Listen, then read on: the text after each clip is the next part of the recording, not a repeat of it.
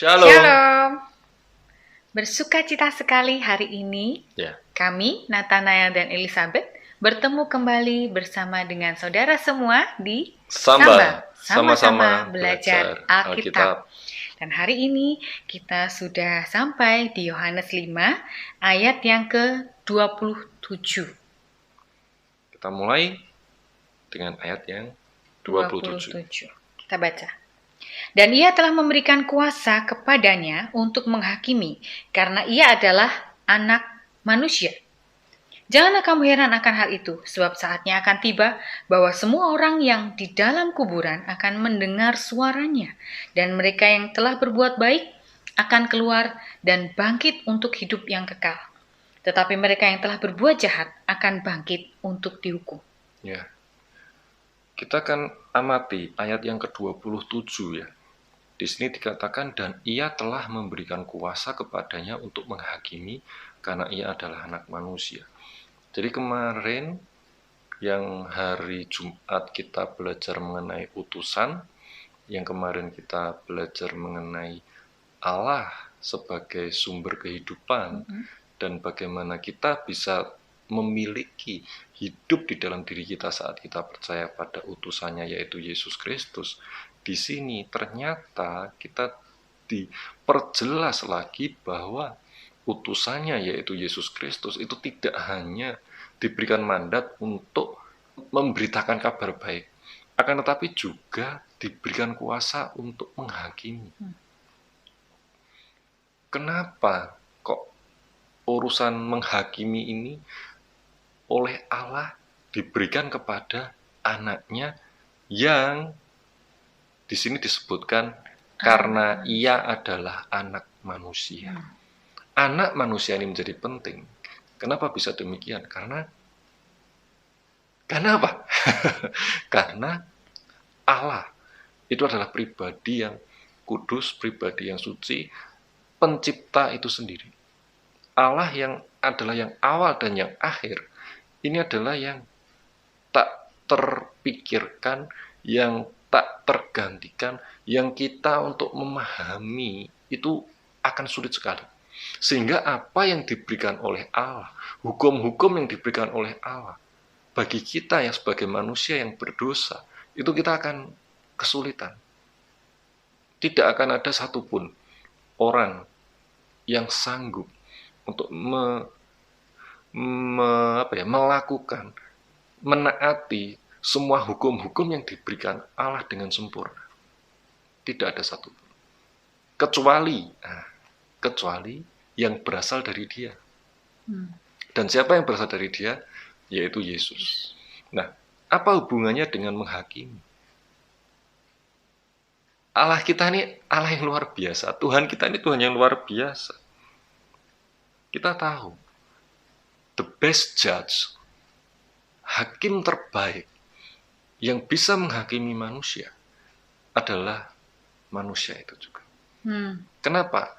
Karena manusia mengerti kelemahannya. Manusia mengerti bagaimana keadaan dirinya. Oleh karena itu, hakim terbaik bagi manusia adalah manusia itu sendiri. Akan tetapi, karena tidak ada manusia yang sempurna, maka Allah berkenan untuk turun ke dunia melalui firman-Nya untuk menjadi manusia dalam pribadi Yesus Kristus. Yesus Kristus menjadi manusia selama 33 tahun. Di 3 tahun terakhir hidupnya, Yesus melakukan kehendak Bapa dengan mulai mengabarkan Injil, dengan mulai mengadakan tanda dan mujizat. Supaya apa? Supaya semua orang percaya bahwa ia adalah Mesias yang dijanjikan. Supaya setiap orang percaya bahwa ia adalah sungguh-sungguh utusan Allah. Itulah kenapa di sini disebutkannya sebagai anak manusia. Iya. Dan di situ dituliskan lebih jelas lagi bahwa Allah tidak menghakimi. Karena Allah tahu, kalau Allah yang menghakimi, maka manusia semua salah. Manusia nggak ada benernya di hadapan Allah. Karena Allah kita kudus, Allah kita sempurna. Diberikanlah hak penghakiman itu kepada anak yang pernah menjadi manusia. Sehingga ia tahu bagaimana hidup sebagai manusia. Inilah penghakiman yang sangat-sangat adil yang diberikan oleh Allah kepada kita. Dan dikatakan, janganlah kamu heran akan hal itu, sebab saatnya akan tiba bahwa semua orang yang di dalam kuburan akan mendengar suaranya. Dan mereka yang telah berbuat baik akan keluar dan bangkit. Dikatakan, saatnya akan tiba. Saatnya akan tiba berarti nanti. Kapan kita nggak tahu. Ya. Tetapi dikatakan di sini, semua orang yang di dalam kuburan, berarti ini adalah orang-orang yang sungguh sudah mati. Orang-orang yang sudah dikuburkan. Beda dengan kemarin waktu kita belajar tentang orang mati, yang mati secara rohani. Mati dalam artian mereka terputus hubungannya dengan sumber hidup karena dosa, sehingga mereka menjadi orang yang mati meskipun hidup secara jasmani. Di sini dikatakan orang yang sudah di dalam kubur, berarti orang yang benar-benar sudah mati jasmani. Secara jasmani. Nah, dikatakan di sini mereka akan mendengar suaranya.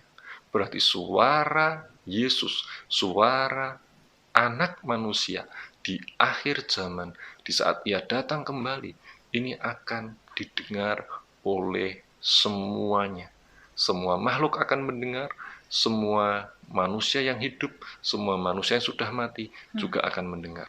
Dan saat manusia yang sudah mati itu mendengar, maka mereka akan bangkit. Kebangkitan ini bukan hanya milik orang benar. Dikatakan di ayat ini, mereka akan bangkit, yang satu akan bangkit untuk hidup yang kekal, yang kedua mereka akan bangkit untuk dihukum. Disinilah bedanya.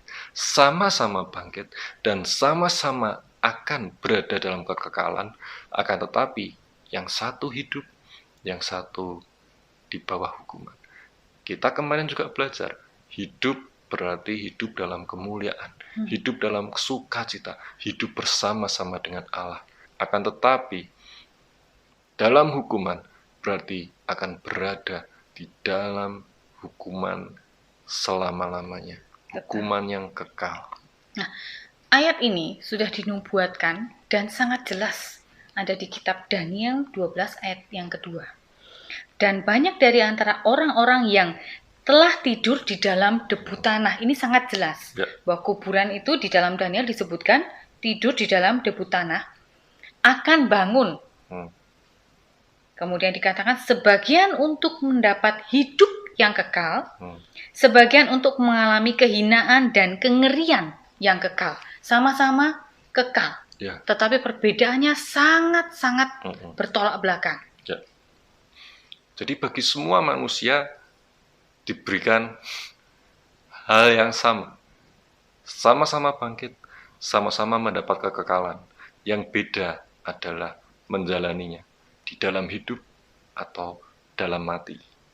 Mati artinya dalam hukuman yang tak akan ada kesudahannya. Hidup artinya hidup bersama yang memiliki hidup, yaitu Allah sendiri.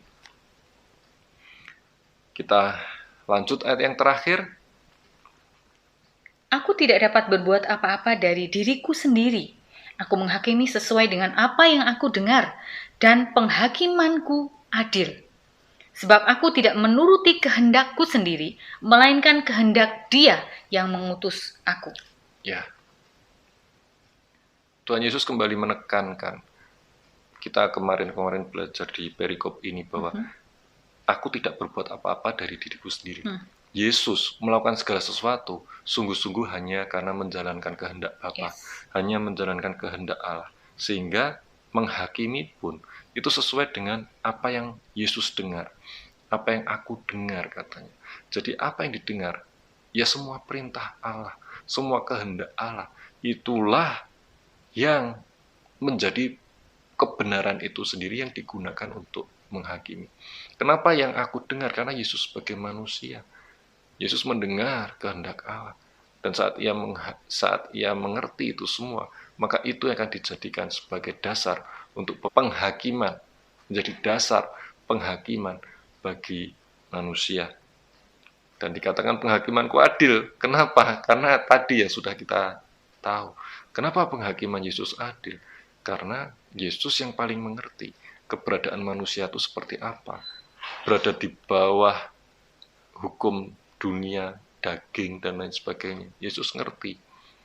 Sehingga dalam menghakimi, Yesus paling adil. Tetapi catatannya adalah Yesus tidak menghakimi menurut keinginannya sendiri, Betul. melainkan keinginan Allah. Ya. Jadi sumber yes. sumber atau hukum yang digunakan tetap sama. Hukumnya, sumbernya tetap dari Allah. Kehendaknya adalah kehendak Allah itu sendiri. Akan tetapi yang menghakimi adalah, sekali lagi, the best judge itu adalah yang sama. The best judge for man is man. Itself. Himself ya. Anak manusia. Itu yang kita pelajari hari ini. Sungguh luar biasa Allah kita mengerti kelemahan kita dan memberikan hakim yang agung, yang adil, yang akan bertindak sesuai kehendak Allah, tapi tetap memperhatikan yang tahu kelemahan dan kekurangan manusia. Setiap orang diberikan kebangkitan yang sama, kekekalan yang sama, akan tetapi diberikan keputusan atau diberikan pilihan untuk memilih hidup atau dihukum. Kehinaan dan kengerian. Mari kita berdoa. Bapa, kami mengucap syukur untuk firman hari ini.